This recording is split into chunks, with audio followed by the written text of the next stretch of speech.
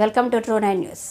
ఈరోజు ఏటూరు నాగారం మండల కేంద్రంలోని వై జంక్షన్లో రజక సంఘం ఆధ్వర్యంలో ఏర్పాటు చేసిన చాకలి ఐలమ్మ విగ్రహ ఆవిష్కరణ కార్యక్రమానికి ముఖ్య అతిథిగా హాజరైన రాష్ట్ర పంచాయతీరాజ్ గ్రామీణాభివృద్ధి శ్రీ శిశు సంక్షేమ శాఖ మంత్రి డాక్టర్ సీతక్క ఈ సందర్భంగా మాట్లాడుతూ భూమి కోసం ముక్తి కోసం వెట్టి చాకరి విముక్తి కోసం తెలంగాణ రైతాంగ సాయుధ పోరాటంలో పాల్గొని దొరలు దేశ్ముఖ్లు రజాకార్లను గడగడలాడించిన ఐలమ్మ స్ఫూర్తితో ప్రజా పోరాటాలను కొనసాగించాలని మంత్రి సీతక్క అన్నారు. నిజాం ప్రభువు హైదరాబాద్ సంస్థానంలో రజాకార్లు దొరలు జాగీర్దార్లు పేదలు బడుగు బలహీన వర్గాలపై దాడులు చేస్తూ క్రూరంగా ప్రవర్తించి ప్రజలను గోసపెట్టారని ఈ పరిస్థితులలో విసునూరి రామచంద్రారెడ్డి ఆగడాలను దౌర్జన్యాలను ఎదిరించిన వీరనారి కమ్యూనిస్టు ఐలమ్మ సాయుధ పోరాటాన్ని నడిపిందన్నారు.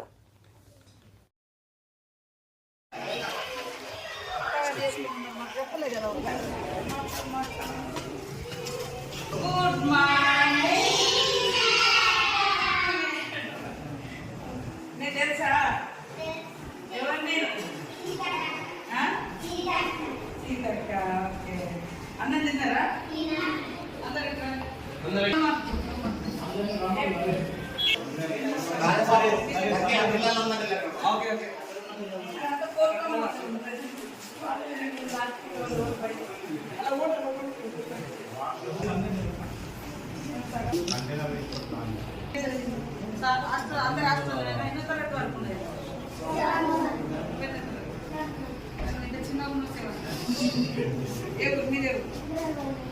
బాయ్ మీరు కోలుకమ్మకు శిల్పక్కలు ఎవరినేరా? అరే మొత్తం మీరే ఆక్రమించారు. వాళ్ళందరూ ఎక్కడ చదువుతారు? చిన్నపోయిన పళ్ళు లేదా?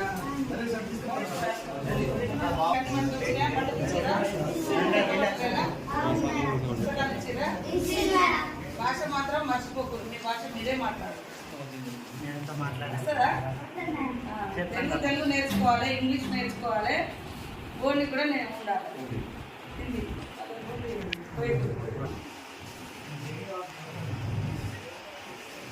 ఏం కావాలి? ఏం కావాలి చెప్పండి. ఏం కావాలి? అదే వాళ్ళు నేర్చుకోవాలి. ఓకే ఓకే బేగులా ఇస్తారా?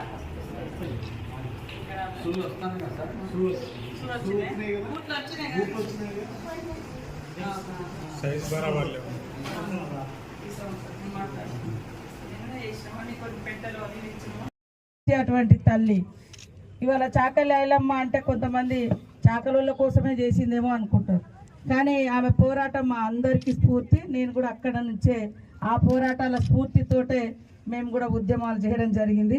కాబట్టి ఆ తల్లి విగ్రహావిష్కరణకు ఇచ్చేసినటువంటి సోదరులు అక్కిరా శ్రీనివాస్ గారు ఒక ఉద్యమాభివందనం తెలియజేస్తా ఉన్నాను.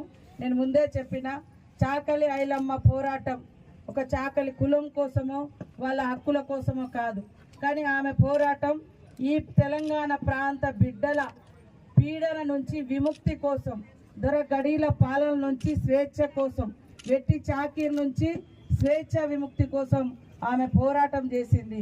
కాకపోతే ఆమె కులమే ఆమె ఇంటి పేరులాగా మారిపోయింది.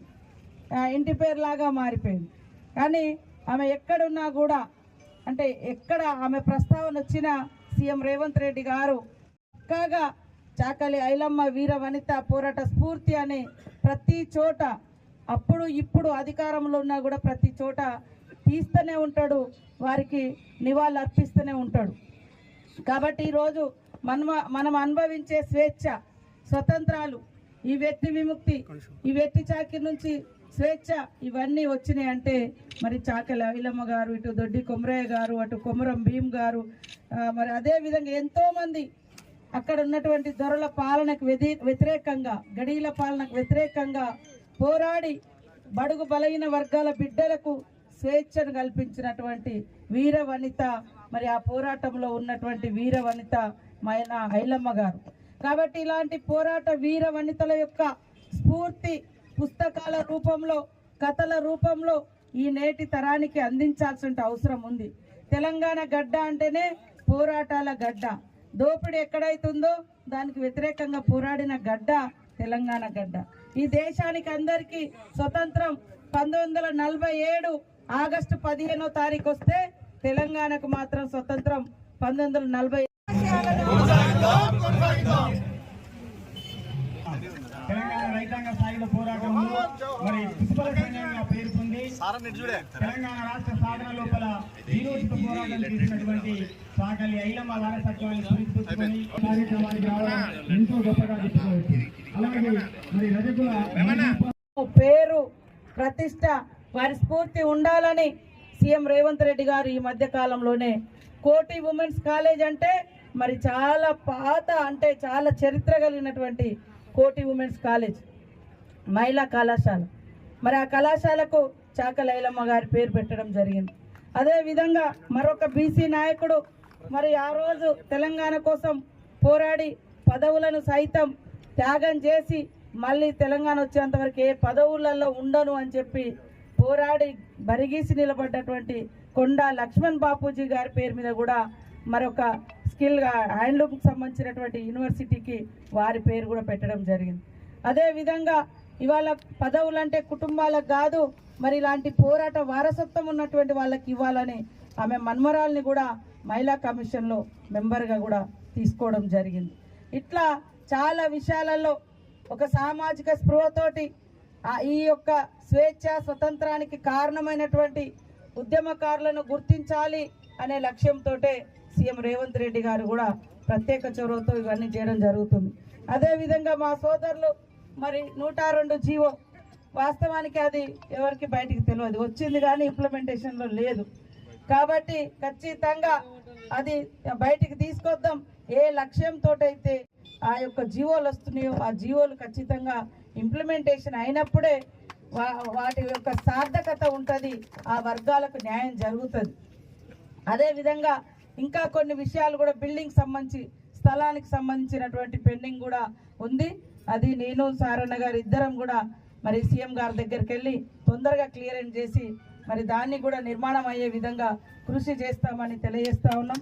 సోదరుడు శ్రీను చాలా విషయాలు, శ్రీనే కదా ఎంపీ, అనుభవజ్ఞులు పెద్దలు మరి సారన్న గారు కూడా ఉన్నారు కాబట్టి వారి యొక్క సూచనలు సలహాల మేరకు తప్పకుండా ఈ అట్టడుగు వర్గాల వెనుకబడ్డ జాతులు వాస్తవానికి ఇప్పుడు ఒక ముచ్చట కూడా చెప్పారు, ముట్టు అనే తేడా లేకుండా అందరికీ సేవ చేసేది రజక కులం. అందరి ఇళ్లలో మరి బట్టలు తీసుకొచ్చి ఉతికేది. ఒకప్పుడు దోబిఘాట్లు కట్టిరు, అవి తర్వాత మళ్ళీ ఇప్పుడు కొంత ఎట్లా ఉంది ఏందనేది కూడా మీరు ఒక మన నివేదిక లాగా మన సంఘానికి మన జాతులకు ఏం అవసరం ఉంటుంది, ఎలాంటి బెనిఫిట్స్ ఇస్తే బాగుంటుంది అనేది కూడా చెప్పండి. తప్పకుండా మేము మీకు అండగా ఉంటామని తెలియజేస్తూ వీరవనిత ఐలమ్మ గారి యొక్క విగ్రహాన్ని ఆవిష్కరించడం సారన్నతో కలిసి మీ అందరితో కలిసి మరి ఏటునాగారం కూడలిలో చాలా సంతోషం, చాలా గర్వంగా ఉంది. మరి తల్లి యొక్క విగ్రహం ఇవాళ తెలంగాణ తల్లుల యొక్క రూపం కూడా ఇలాంటి తల్లుల యొక్క రూపాలే ఉండాలి అని కూడా కోరుకునే దాంట్లో నేను నెంబర్ 1. ఏదో తెలంగాణ అంటే నాజుకైన పోరాటం కాదు, నాజుకుతనం కాదు, మరి ఇలాంటి తల్లుల యొక్క వీరత్వము పోరాటము శ్రమ ఎంతో ఉంది. అలాంటి శ్రమజీవుల యొక్క రూపంలో వచ్చే భవిష్యత్ తరాల తెలంగాణ తల్లి కూడా అట్లుంటే బాగుంటుందని నేను కోరుకుంటా ఉన్నాను.